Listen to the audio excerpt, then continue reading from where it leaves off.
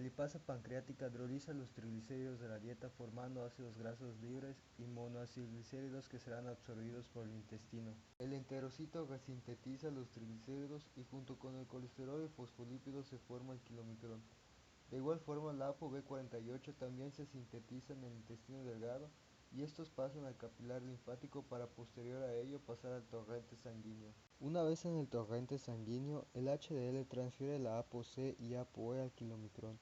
Así, la lipoproteína lipasa reconoce la ApoC e hidroliza el kilomicrón, formando glicerol y ácidos grasos que podrán ser utilizados como fuente de energía por el músculo o ser almacenados en el tejido adiposo.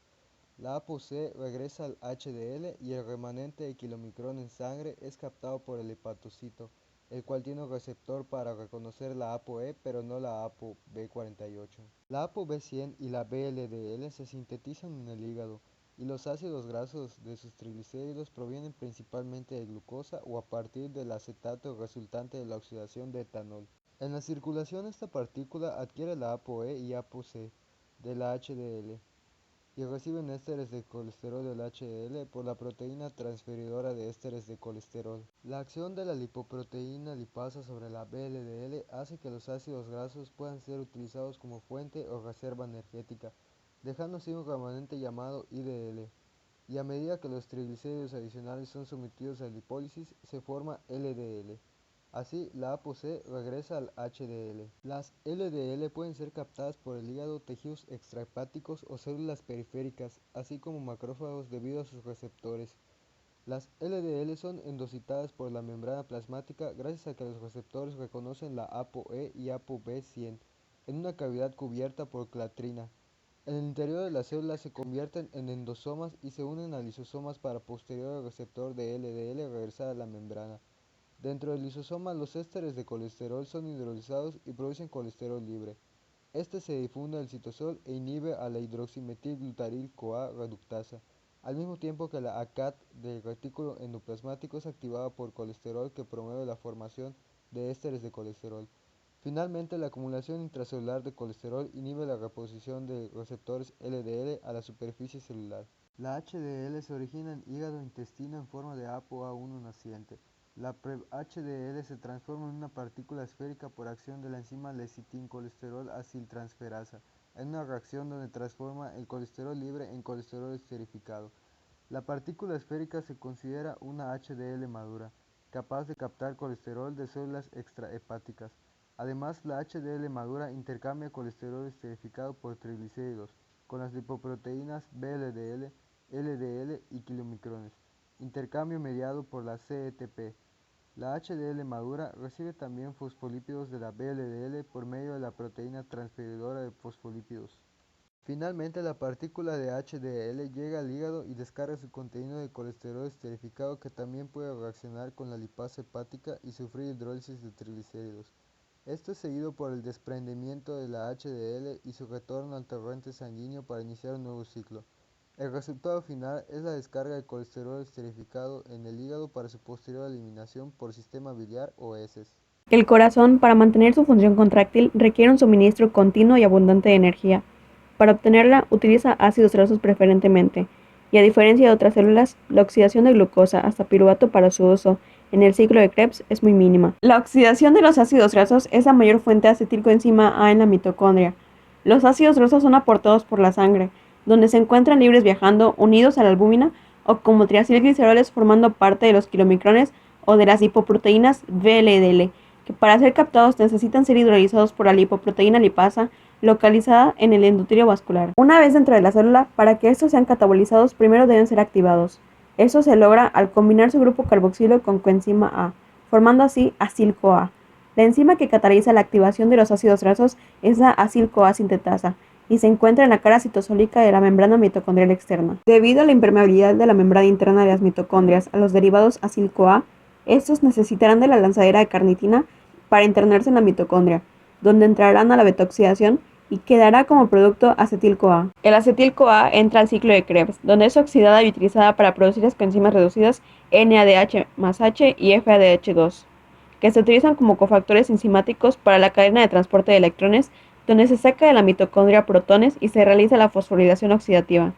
Es importante señalar que durante la beta-oxidación en cada vuelta se remueve hidrógeno de ciertos intermediarios, el cual es captado por cofactores FAD y NAD+, y que de igual manera serán cedidos a la cadena respiratoria para sintetizar ATP. El uso de la glucosa como fuente energética se da en la fase postprandial, en la cual se incrementa la concentración de insulina circulante. La incorporación de la glucosa al cardiomiocito será por medio de los transportadores GLUT3 y 4. Sin embargo, solo el 4 es dependiente de insulina. Al ingresar la glucosa a la célula, esta es oxidada en la glucólisis, transformando así la glucosa en piruvato, que en presencia de oxígeno será descarboxilado oxidativamente por el complejo enzimático piruvato deshidrogenasa, PDH, convirtiéndose así en acetil-CoA, metabolito alimentador del ciclo de Krebs. Isoenzimas de la lactato deshidrogenasa H4 y H3M catalizan la transformación del lactato en piruvato, para que así el músculo cardíaco pueda utilizar energéticamente parte del lactato que se produce en otros tejidos. Cuando el hígado produce elevados cuerpos cetónicos, estos son liberados para ser captados y utilizados energéticamente por diversos tejidos.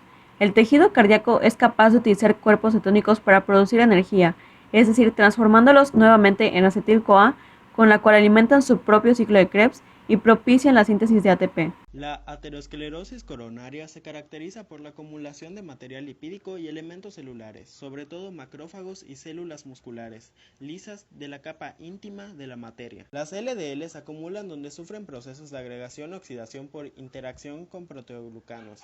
Las LDL contienen moléculas antioxidantes que protegen sus componentes lipídicos y proteicos de la oxidación. Sin embargo, cuando las LDL quedan atrapadas, los antioxidantes se agotan en poco tiempo y comienza la acumulación de daño oxidativo. Los monocitos son atraídos hacia la pared de los vasos y atraviesan el endotelio. Las LDL por su tamaño pueden penetrar con mayor facilidad hacia la subíntima, donde se oxidan, estimulan la síntesis y liberación de leucotrienos y otras moléculas quimiotácticas para linfocitos y monocitos, con lo cual se inicia la respuesta inflamatoria. Los monocitos se convierten en macrófagos, que fagocitan las LDL oxidadas, que se acumulan al interior de su endotelio, originando a las células espumosas.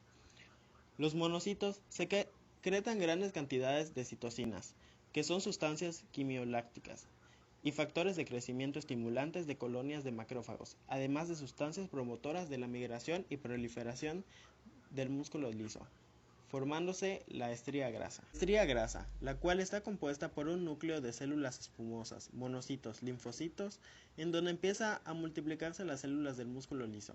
Estas secretan elastina, colágeno y glucosaminoglucanos, que participan en la formación de la capa fibrosa. En la superficie vascular de la placa ocurre la acumulación y activación de las plaquetas, ya que al aumentar la permeabilidad endotelial quedan expuestas moléculas de colágeno que liberan citocinas y factores de crecimiento, que promueven aún más la migración y proliferación de músculo liso y los monocitos. Estos elementos formarán el ácido araquidónico, que aumenta la síntesis local de tromboxano A2, que induce vasoconstricción localizada, aumentando el flujo turbulento y favorece la agregación plaquetaria. Los fenómenos descritos llevan a la formación de la placa, conocida como ateromas, las cuales obstruyen el flujo circulatorio ocasionando un evento isquémico de trombosis. En un futuro pueden llevar hipoxia, anoxia e isquemia, las cuales pueden ser causantes del infarto. La aterosclerosis, como ya se había mencionado, es la acumulación de material lipídico. Esto ocasiona la formación de ateromas que contribuye a la isquemia. La isquemia es la deprivación de oxígeno acompañada de una reducción de la perfusión en los tejidos, en arterias de bajo calibre como son las arterias coronarias en el corazón. Al disminuir el flujo sanguíneo a través de una arteria coronaria, disminuye el aporte de nutrientes y de oxígeno a la zona del tejido irrigada por esta arteria, y la dinámica metabólica de la región afectada cambia de manera muy significativa. En poco tiempo, la hipoxia limita severamente el catabolismo de los ácidos grasos, que son los principales proveedores de energía del corazón. Al llegar al estado de anoxia en las mitocondrias, la cadena respiratoria deja de recibir hidrógenos a partir de los cofactores NADH y FADH, lo cual determina que estas especies químicas se acumulen en su forma reducida, ya que la beta-oxidación y el ciclo de Krebs son los procesos que requieren de la forma oxidada de dichos cofactores. De esta manera, la restricción o la ausencia de oxígeno causa que cese la producción de ATP. El corazón utiliza otras fuentes de energía como la fosfocreatina, la cual es capaz de ceder su grupo fosfato al ADP para formar ATP, en una reacción catalizada por la enzima creatina fosfocinasa. Constituye un reservorio de energía que puede convertirse rápidamente en ATP en las condiciones de compensación. La deficiencia energética también es manejada por la enzima adenilato sinasa o miosinasa, la cual cataboliza la reacción entre pares de moléculas de ADP abundantes en los periodos de restricción energética con formación de ATP y AMP. La única parte que puede continuar operando durante la restricción de oxígeno es la glucólisis. Este NADH formado en el citosol, a diferencia del que se forma en la matriz mitocondrial, tiene la opción de volverse a oxidar sin involucrar a la cadena respiratoria, la cual se encuentra inactiva. Al ser un circuito cerrado, el NADH glucolítico puede oxidarse a NAD por reacción con piruvato, por efecto de la acción catalítica de la enzima lactato deshidrogenasa, resultando lactato como producto final. Durante un infarto, los cardiomiocitos de la zona afectada no captan glucosa por la falta de flujo sanguíneo. Dichas células contienen glucógeno, el cual se cataboliza a glucosa 1-fosfato que se isomeriza a glucosa 6-fosfato y es a partir de este metabolito que se lleva a cabo la glucólisis. La generación de lactato asociada a la glucólisis anaerobia trae consigo la liberación de hidrogenones al medio, lo cual determina un efecto acidificante en la zona infartada. El bajo pH inhibe la vía glucolítica por medio de la PFK1 que impide que se siga acidificando el medio. La hiperconcentración de hidrogeniones induce el intercambio de hidrogeniones por iones sodio a través de la membrana celular, y a su vez el incremento de la concentración intracelular de los iones sodio produce su intercambio por iones calcio a través de la misma membrana. La sobrecarga de calcio y por la rápida corrección de la acidosis intracelular origina un cambio brusco en la permeabilidad mitocondrial, produce un desacoplamiento de la respiración celular y un colapso energético incompatible con la supervivencia celular. La transición a la permeabilidad mitocondrial produce liberación del citocromo C y pone en marcha la cadena de señalizaciones que conduce a la apoptosis celular, el mecanismo que causa necrosis. Al haber falta de oxígeno, el corazón utiliza la reserva de glucógeno. La glucosa obtenida se utiliza para la glucólisis anaerobia, catalizada por la enzima lactato deshidrogenasa, la cual se encarga de convertir el piruvato a lactato. Su uso constante incrementa los valores en el plasma. La aspartato aminotransferasa transfiere un grupo amino del aspartato para reponer intermediarios del ciclo de Krebs. Su aumento en sangre indica el daño en célula cardíaca. La alanina aminotransferasa transfiere del grupo amino desde la alanina para formar piruvato, el cual se va al ciclo de Krebs. Su elevación en sangre nos puede indicar daño cardíaco. La creatina sinasa MB cataliza la reacción de la fosfocreatina dona su fosfato al ADP para crear ATP más creatina que servirá para que el cardiomiocito funcione. Al romperse el músculo se libera en el plasma y puede ocasionar necrosis del miocito. La troponina 1 se encuentra en los miocitos dentro de la miofibrilla. Es necesaria para la contracción.